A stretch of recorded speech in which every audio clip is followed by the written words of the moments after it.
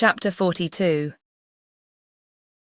Had Elizabeth's opinion been all drawn from her own family, she could not have formed a very pleasing opinion of conjugal felicity or domestic comfort. Her father, captivated by youth and beauty, and that appearance of good humour which youth and beauty generally give, had married a woman whose weak understanding and illiberal mind had very early in their marriage put an end to all real affection for her. Respect, esteem, and confidence had vanished forever, and all his views of domestic happiness were overthrown. But Mr. Bennet was not of a disposition to seek comfort for the disappointment which his own imprudence had brought on, in any of those pleasures which too often console the unfortunate for their folly or their vice.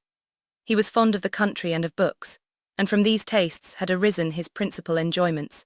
To his wife he was very little otherwise indebted than as her ignorance and folly had contributed to his amusement. This is not the sort of happiness which a man would in general wish to owe to his wife. But where other powers of entertainment are wanting, the true philosopher will derive benefit from such as are given. Elizabeth, however, had never been blind to the impropriety of her father's behaviour as a husband. She had always seen it with pain, but respecting his abilities, and grateful for his affectionate treatment of herself, she endeavoured to forget what she could not overlook, and to banish from her thoughts that continual breach of conjugal obligation and decorum which, in exposing his wife to the contempt of her own children, was so highly reprehensible. But she had never felt so strongly as now the disadvantages which must attend the children of so unsuitable a marriage, nor ever been so fully aware of the evils arising from so ill-judged a direction of talents. Talents, which, rightly used, might at least have preserved the respectability of his daughters, even if incapable of enlarging the mind of his wife.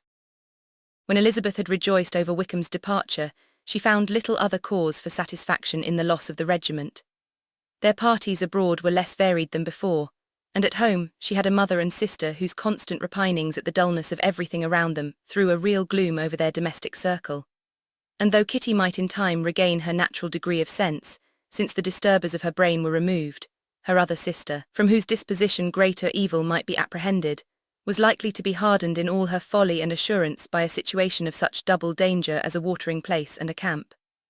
Upon the whole, therefore, she found, what has been sometimes found before, that an event to which she had been looking with impatient desire did not, in taking place, bring all the satisfaction she had promised herself. It was consequently necessary to name some other period for the commencement of actual felicity, to have some other point on which her wishes and hopes might be fixed, and by again enjoying the pleasure of anticipation, console herself for the present, and prepare for another disappointment.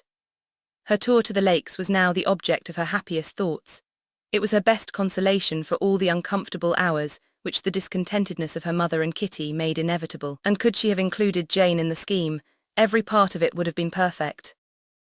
But it is fortunate, thought she, that I have something to wish for. Were the whole arrangement complete, my disappointment would be certain.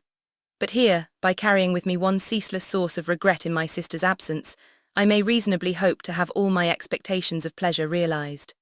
A scheme of which every part promises delight can never be successful, and general disappointment is only warded off by the defence of some little peculiar vexation. When Lydia went away, she promised to write very often and very minutely to her mother and Kitty, but her letters were always long expected, and always very short.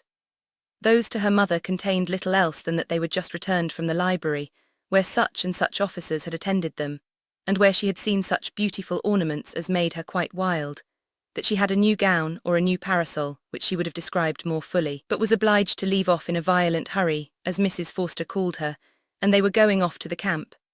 And from her correspondence with her sister, there was still less to be learnt, for her letters to Kitty, though rather longer, were much too full of lines under the words to be made public. After the first fortnight or 3 weeks of her absence, health, good humour and cheerfulness began to reappear at Longbourn. Everything wore a happier aspect. The families who had been in town for the winter came back again, and summer finery and summer engagements arose.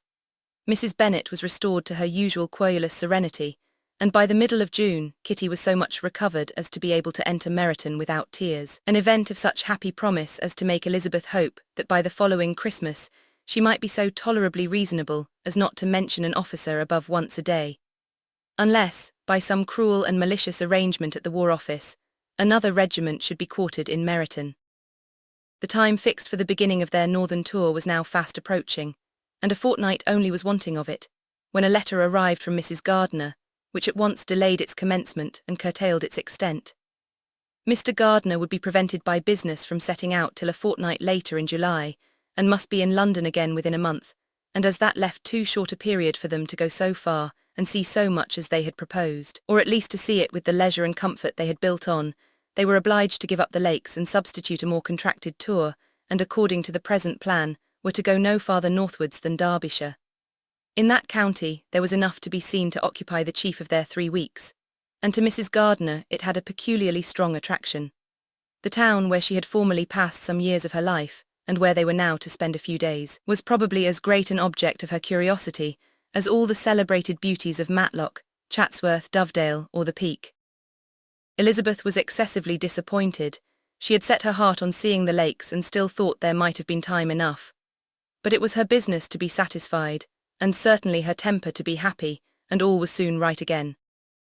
With the mention of Derbyshire there were many ideas connected.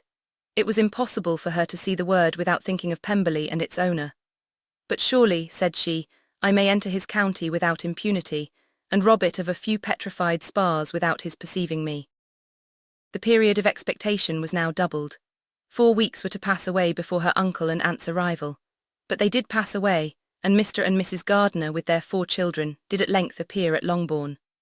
The children, 2 girls of 6 and 8 years old and 2 younger boys, were to be left under the particular care of their cousin Jane, who was the general favourite, and whose steady sense and sweetness of temper exactly adapted her for attending to them in every way, teaching them, playing with them, and loving them. The Gardiners stayed only 1 night at Longbourn, and set off the next morning with Elizabeth in pursuit of novelty and amusement.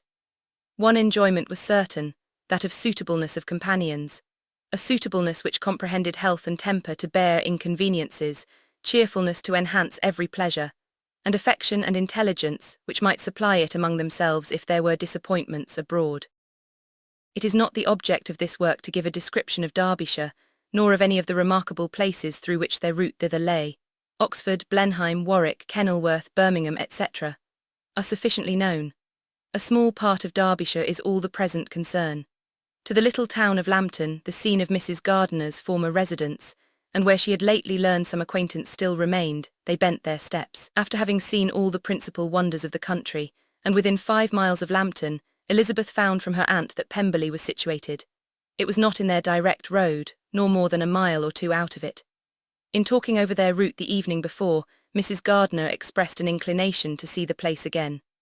Mr. Gardiner declared his willingness, and Elizabeth was applied to for her approbation. "My love, should not you like to see a place of which you have heard so much?" said her aunt, "a place, too, with which so many of your acquaintances are connected. Wickham passed all his youth there, you know." Elizabeth was distressed. She felt that she had no business at Pemberley, and was obliged to assume a disinclination for seeing it. She must own that she was tired of seeing great houses. After going over so many, she really had no pleasure in fine carpets or satin curtains. Mrs. Gardiner abused her stupidity. "If it were merely a fine house richly furnished," said she, "I should not care about it myself, but the grounds are delightful. They have some of the finest woods in the country."